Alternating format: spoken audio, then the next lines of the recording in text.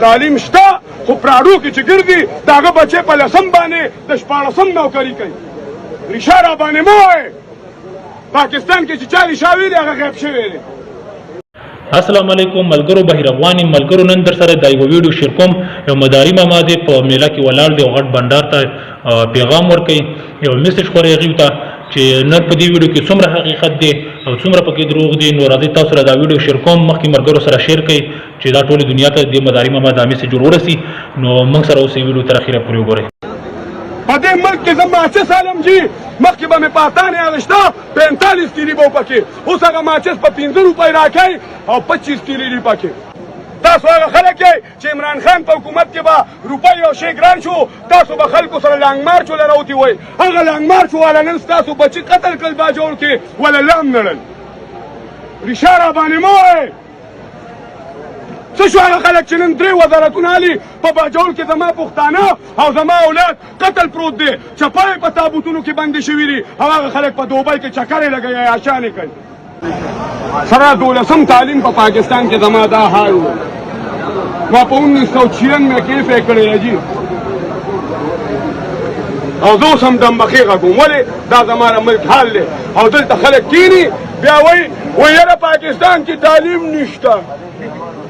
پاکستان کې تعلیم شته خو ښځو له، تعلیم شته خو ښکلو جینکو له، تعلیم شته خو پراډو کې چې ګرځي د هغه بچی په لسم باندې د 14 نوکري کوي. ریشه را باندې مه وایئ. پاکستان کې چې چا ریشه ویلې هغه غیب شوی دی.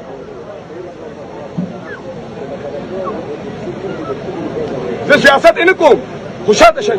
نن به کیمرې ویم، تاسو هغه عوام یې چې په 1100 تروړه خوړه د عمران خان حکومت کې، تاسو به یې د عمران خان داسې وکم او داسې وکم، کنزل به م کول وایي ګراني ده. اوس یې په 3600 خورئ ارزاني ده، په 150 پېټرول اخېستل وایي عمران خان دې الله تباه کړي، ولې ګراني ده. اوس یې په 273 باندې الی خوشحاله.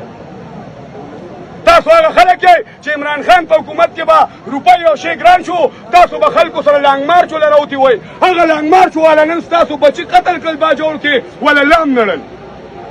ریشه را باندې مه وایئ. څه شو هغه خلک چې نن 3 وزارتونه علي په باجوړ کې زما پښتانه او زما اولاد قتل پروت دی، چپای په تابوتونو کې بندي شوي دي او هغه خلک په دوبۍ کې چکرې لګوي عیاشانې کوي.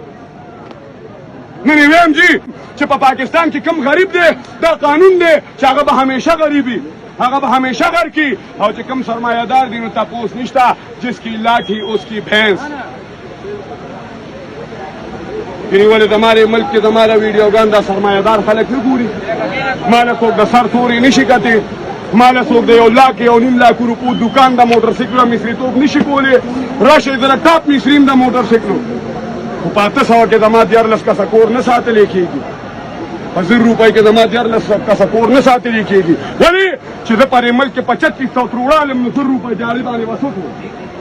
په دې ملک کې زه په 450 روپۍ 400 روپۍ د غوړو یو لیټر کیلو هم ختم شو، سیر کیلو شو، کیلو لیټر شو. په دې ملک کې زه ماچس عالم جي مخکې به مې پاتانې اغېشته 45 تیلي به پکې، اوس هغه ماچس په 15 روپۍ راکوي او 25 تیلي دي پکې. تپوس څوک نه کوي چې یو ماچس نه 2 ولې جوړېږي. مه وایئ را باندې ریشه، دغه ریشه راله بس دی. نور ریشه به ته انشاءالله بله جمعه ویم، بله جمعه به راته ویم.